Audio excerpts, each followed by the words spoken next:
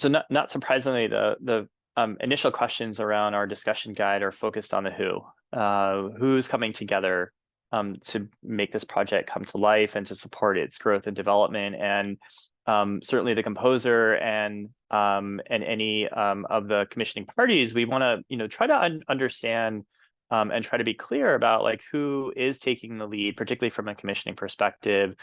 Is anybody taking the lead, or is it the thinking that the composer is taking the lead in helping to steward the growth and development and funding of this particular work? So just being clear, I think at the beginning of who's involved is a really important first step. And then certainly for the composer, for identifying and having a sense of who their performance rights organization affiliation might be, whether that's ASCAP or BMI, because it could quite be that in this process, representatives from ASCAP or BMI may be of assistance in thinking through various elements, not the least of which is just making sure that the performance actually gets reported once it's premiered, to ASCAP and BMI, so that the composer and publisher can earn those royalties. So identifying and having a sense of, is this composer represented by a publisher, or are they not? Are they self-represented? And just taking stock of that fact.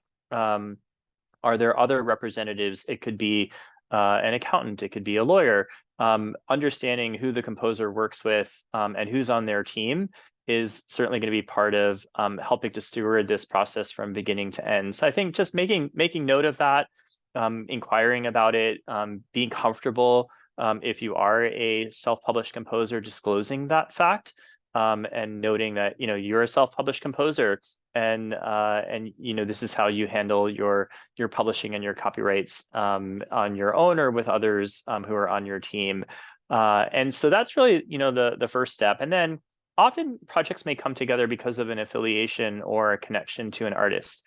There may be an ensemble, there may be a guest artist, a conductor, somebody else involved in the process who's helping to champion the work. And we might even say, is this person attached to the project in the future, right? If a concerto is being written or a work featuring a specific artist, we may want to make note of that fact because that artist is certainly central to its development and premiere, and may even be involved in the development of the work if they're going to be participating in workshops or whatnot. So again, unearthing those terms and sort of saying what are going to be those points of intersection with those other artists, conductors, ensembles who may be involved in the project and who may be participating creatively or even just from a visioning perspective.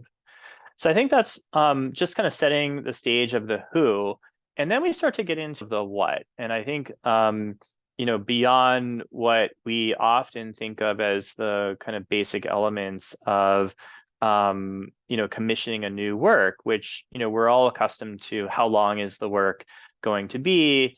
Maybe what else is going to be featured on the program?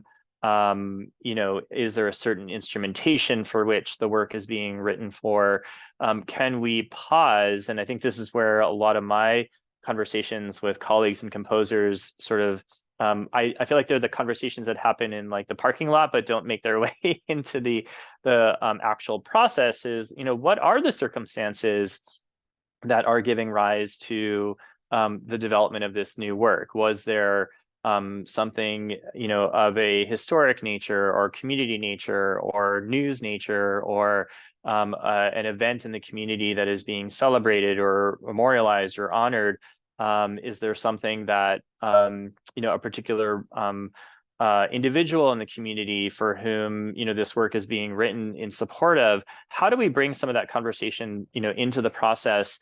If I were writing the agreement that went along with this, I might even put some of that information into the preamble or kind of the working context of the document to say, let's use this as a touchstone in the commissioning process for why this work is taking shape. And I think that lends itself into a greater discussion around, to what degree is this work being written or not written in support of particular social impact goals?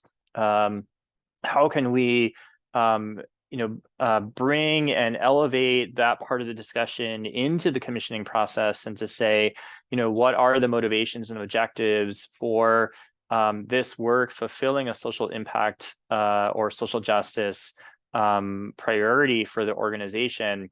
And aside from just the creation and delivery of the work, how are we going to how are the organizations and the composer, composer partners and publishers going to honor that, throughout the process, not just in the contracting process and not just in the delivery and premiere, but are there going to be other points of intersection along the way when those social justice or other goals can be really elevated and valued and considered as part of the process and not necessarily assumed either from the composer's time or other perspectives where it might fit in. Now, of course, this is an optional consideration, not at all required, but maybe a benefit to the overall process.